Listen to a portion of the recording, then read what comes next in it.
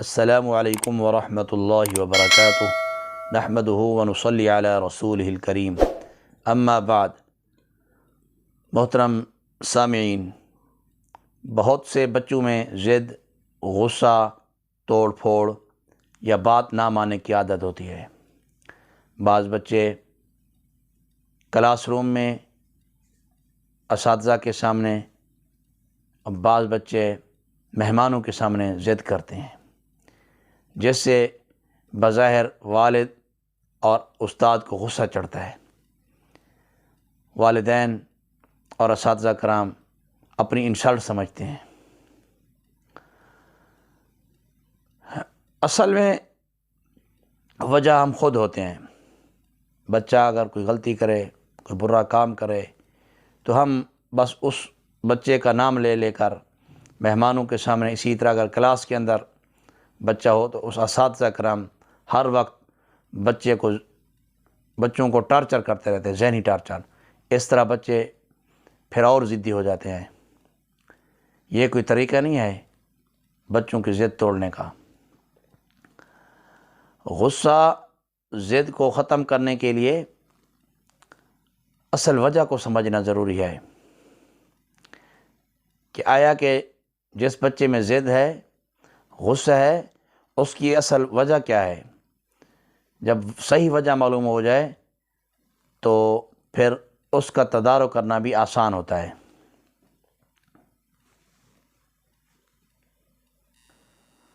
بچوں کی ضد کا حل کیا ہے؟ ضدی بچے عام طور پر غیر محفوظ ہوتے ہیں۔ اس کی وجہ کچھ بھی ہو سکتی ہے۔ والدین میں کسی ایک کا نہ ہونا، یا والدین میں سے کسی ایک کا دور ہونا، والدین کی آپس میں ناچاکی، لڑائی جھگڑے، گھریلو پریشانیاں، والدین کا اپنا مزاج، احساس کمتری، اسکول یا کالج میں بچوں کا دوسرے بچوں کے ساتھ عدم مطابقت کا شکار ہونا، جسمانی تکلیف، وزن کا بہت زیادہ کم ہونا، والدین کا بچے کو ضرورت سے زیادہ اہمیت نہ دینا، ہر وقت دوسروں کے سامنے اپنے بچے کی باتیں کرنا، بچے کو ضرورت سے زیادہ تحفظ دینا، یا پھر بچے کی جسمانی معذوری وغیرہ، یہ تمام وجوہات بچے کو عدم تحفظ کا شکار کرتے ہیں۔ بچے میں ضد اور غصے کا سبب یہ تمام چیزیں بن سکتی ہیں۔ والدین اگر بچے کی ضرورت سے زیادہ اہمیت دیں، تو بھی بچے عدم تحفظ کا شکار ہو جاتے ہیں۔ والدین کے رویوں کے اندر توازن بہت ضروری ہے، اور بچے کو ضرورت سے زیادہ توجہ دینے سے بھی گریز کرنا چاہیے۔ دوسری چیز، بچوں میں حسد اور جلن ہوتا ہے۔ حسد اور جلن کا جذبہ بچوں میں بہت چھوٹی عمر سے ہی پیدا ہو جاتا ہے، اور اس کی ابتدا بہن بھائیوں سے ہوتی ہے۔ بعض بچوں میں فطری طور پر مل بانٹ کر رہنے کا جذبہ نہیں ہوتا، بلکہ انہیں بچپن میں سکھانا پڑتا ہے۔ بچے اپنے ہی بہن بھائیوں سے حسد اور جلن رکھتے ہیں، جس کا وہ اظہار نہیں کر سکتے۔ ضد اور توڑ پھوڑ سے اس جذبہ کی تسکین کرتے ہیں۔ گھر میں کسی چھوٹے بہن بھائی کی آمد بچے کی پریشانی کو اور بڑھا دیتی ہے۔ وہ ذہنی طور پر اضطراب میں مبتلا ہو جاتا ہے، اور غصہ خود بخود بچے کی طبیعت میں شامل ہو جاتا ہے۔ ماہرین کا خیال ہے کہ بچوں کو بڑا سمجھا جائے، اور ان کی عمر کے لحاظ سے انہیں گھر کے معاملات میں شامل کیا جائے، اور ان سے رائے لی جائے، انہیں مشوروں میں شامل کیا جائے۔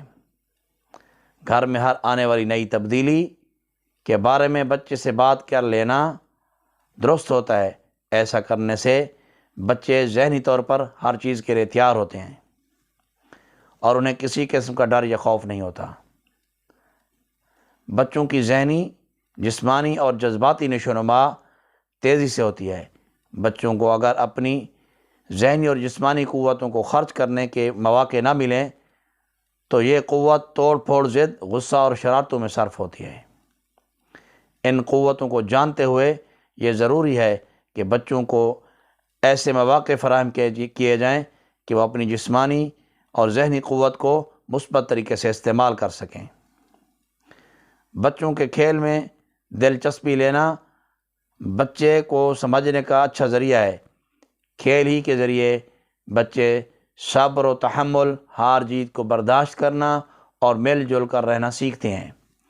بچوں کے کھیل میں کچھ دیر کے لیے اگر اساتذہ کرام اور والدین بھی شریک ہو جائیں تو بچوں کی شخصیت میں بہت اچھی تبدیلی آتی ہے۔ بچوں کو دیے گئے کھلونوں میں چابی یا سیل سے چلنے والے کھلونے کم اور تعمیری ذہن کو اجاگر کرنے والے کھلونے زیادہ ہونے چاہیے۔ پینٹنگ اور ڈرائنگ جیسے مشاغل بچوں کے ضد، غصہ کے احساسات کو دور کرنے میں بہت مدد دیتے ہیں۔ بچوں کی ضد کو دور کرنے کے لیے انہیں کسی نہ کسی کام میں مشغول رکھنے کی کوشش کریں۔ بچے ہمیشہ اپنے آئیڈیل کی تلاش میں رہتے ہیں۔ وہ سب سے پہلے والدین کو اپنا آئیڈیل بناتے ہیں، اس کے بعد اسکول میں اپنے استاد کو اپنے آئیڈیل بناتے ہیں۔ اور یہ یاد رکھیں، تمام ماہرین کے نزدیک چھوٹے بچے ہمیشہ بڑوں سے سیکھتے ہیں۔ لہٰذا اگر ہم یہ چاہتے ہیں کہ ہمارے بچے ضد نہ کریں، تکبر نہ کریں، غرور نہ کریں، ہمارے بچوں کے اندر کوئی عیب نہ ہو، گالی گلوچ نہ نکالیں، صرف تعلیم پر توجہ دیں، اپنی صحت پر توجہ دیں، ماں باپ کا ادب کریں، چھوٹوں سے شفقت کریں، بڑوں سے محبت سے، اخلاق سے پیش آئیں، ہمارے بچوں کے اندر ہمہ قسمی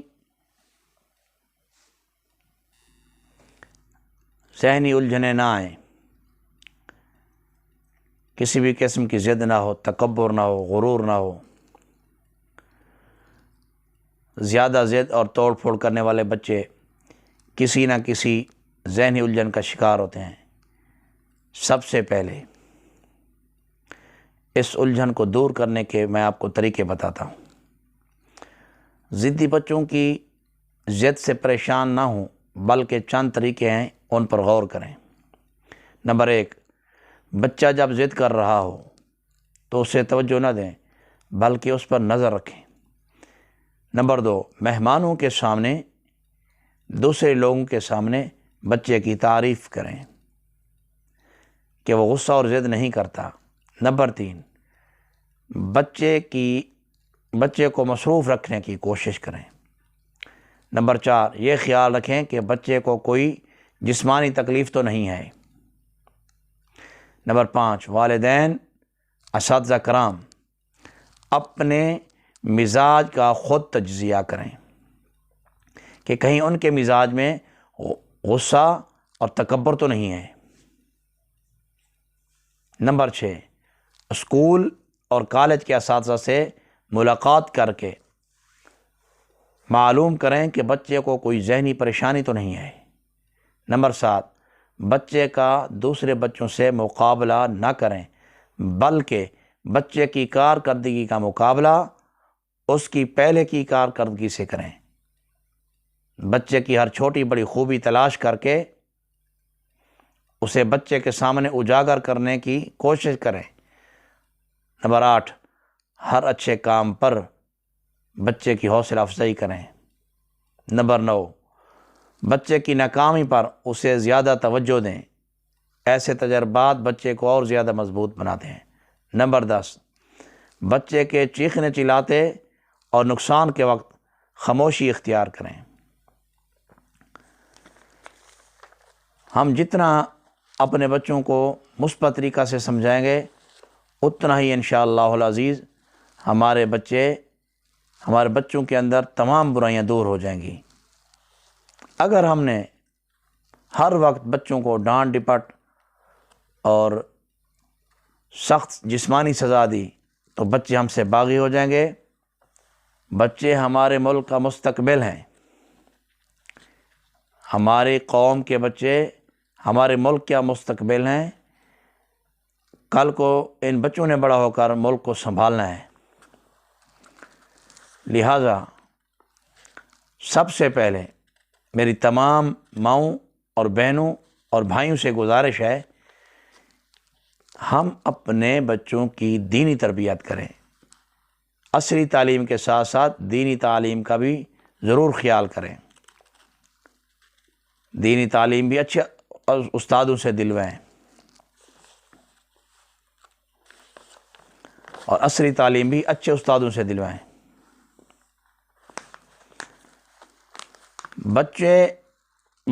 بچوں کو بڑے صبر و تحمل سے سمجھائیں۔ اگر ہم نے ان تمام چیزوں پر عمل کیا تو انشاءاللہ العزیز ہمارے بچے کل کو ایک مضبوط شخصیت بن کر ابھریں گے۔ ان میں پھر ضد بھی نہیں ہوگا، چڑچڑاپن بھی نہیں ہوگا، بلکہ ان کے اندر ٹھہراؤ ہوگا، ان کی طبیعت کے اندر سادگی ہوگی۔ پھر ہمارا معاشرہ عن قریب انشاءاللہ العزیز ترقی کر جائے گا۔ السلام علیکم ورحمۃ اللہ وبرکاتہ۔